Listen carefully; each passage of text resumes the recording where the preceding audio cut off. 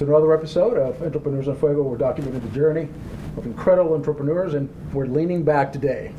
We're leaning back in our chairs, right, my man? Got to be comfortable. How you doing, brother? Richard Albernathy, the Global Solutions Collective Group. Correct. You are a world entrepreneur. You've had, I mean, your reach is international. It is. And now here in Phoenix, you have another company, another project that you're doing. We do. Global is now teamed with an international corporation called Omzia Motors. All right. Omzia originated in China as an automobile manufacturing and OEM parts distributor. They've teamed and grown over the last 15 years to become the third largest OEM parts manufacturer in the world. Over the last several years, Omzia has studied the Toyota model for manufacturing and management and decided that we're going to build our own brand of automobile now. So we're... Let me stop you right there. You're going to build your own brand of automobile. Correct. Much like Tesla did, much like, Much less expensive. I was going to say, what is the market that AMSI is? The $19,000 to $23,000 market. All right. For automobiles. And they want to build here in Arizona? Actually, we're building in Brazil. Okay. We've just started the process of building the factory. We've teamed with Samsung for electronics side. Omzia will build the vehicles there and ship them to the North American market. We'll do some assembly on some of the small cars here in the United States. That's why we're here in Arizona. We're going to establish our company headquarters here in Phoenix. Why Phoenix? We like Phoenix. Partially because I love it. I've been here since 1959. That's good enough reason. You're the man, so wherever you want it, that's where he goes. Well, it fits. We love Arizona State University. Its innovative practices, its student body itself for engineering and development and new technologies, right. we think gives us a tremendous advantage in the community. So we are partnering with SkySong and the Polytech campus out in Mesa for research and development there. So we like what Phoenix offers. It is interesting. This in your plan, in your vision. Are you thinking that this car company will become as big as a brand and as well known as a brand, not only in the U.S. but internationally in the world, as say Toyota or any other big brand? Absolutely. We are on that level in China. So we certainly expect to be that way here, yes. You have been an entrepreneur all your life. I have. What? and I got to ask you this because you have all this sage, right? I mean, all these experiences as an entrepreneur, and with many different companies at many different levels. If you had to point out a lesson that you as an entrepreneur have learned throughout all these years, what would it be? Well, there's certainly a number of them, but if I were to pick one, it would say that never quit and never give up. I've had probably almost as many failures as I have successes. Both in my personal and private life, I've struggled. I've gone through a lot of the same problems that anybody goes through, and probably more than most. But my spiritual life has always been strong. I've always had a firm belief that doing the right thing always comes around full circle. I haven't always followed that practice, but certainly at this age you start to realize your vulnerability and you want to leave something in the world. My grandfather told me something a long time ago, that the only thing he ever feared was dying not making the world a little better. So I'm at that stage in my life where that's important to me. Absolutely. Let's go back a little bit to this company now that you're building, Omzia. It could be the best manufactured car in the world, right? But without an adequate and an aggressive marketing campaign to enter into this highly competitive business of between the $19,000 and $33,000 automobile market, Correct. Yeah, you're dead in the water. How do you plan to market this car here in the States? We love Tesla. Tesla. We've learned a lot from Tesla. We've learned what to do and what not to do. Are you saying? Let me get ahead of myself. Okay. Are you saying that you want to put your own dealerships, much like Tesla did? Well, Tesla fought against the dealerships, and we don't want to get in a battle. Right. The United States Automobile Dealership Association has a strong lobby in Washington. We don't want to create that. Okay. We do want to use kiosks. So we'll be putting our vehicles out in the public eye.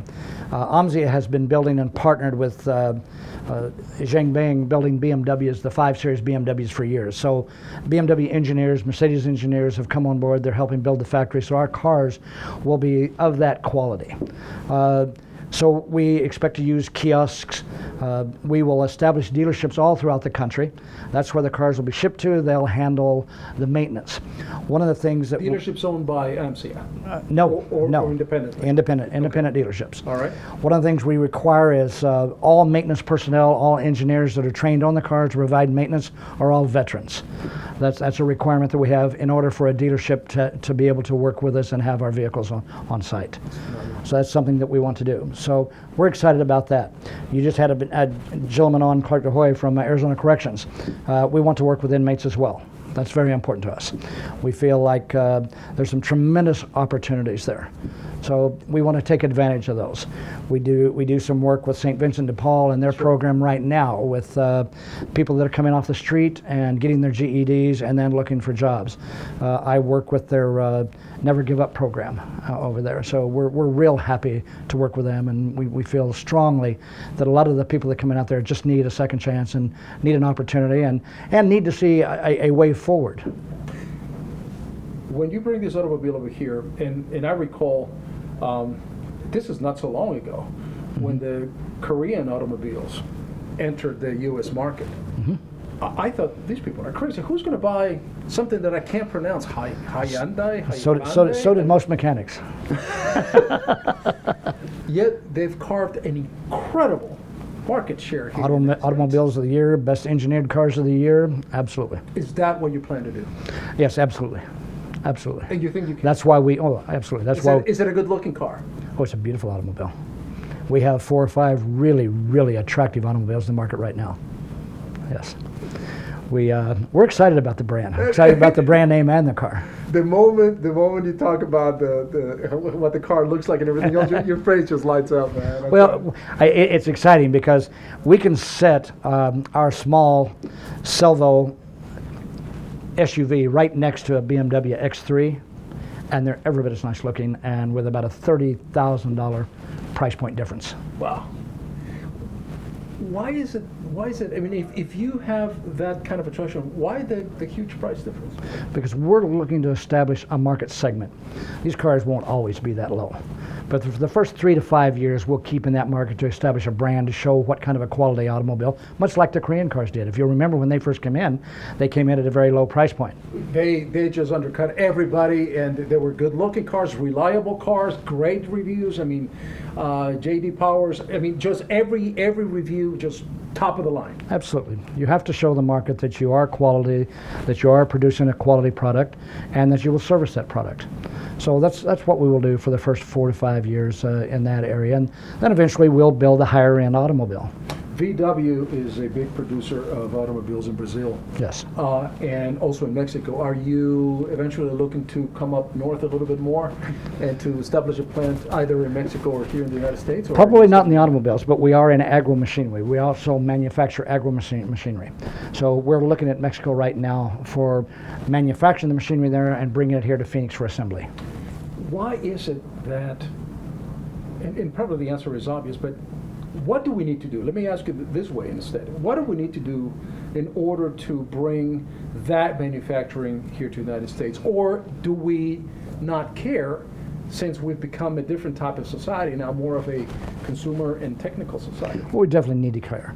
The middle class is suffering because of the lack of manufacturing. Deregulation is critical. Corporate tax bases are out of control. So yes, we absolutely need to change. So we do. So you would see manufacturing coming back to the United States at some point in time, if. Yes. It's one of the things we're excited about. The Governor Ducey here in Arizona. I met with him and Newt Gingrich a week ago, and they're pushing for deregulation.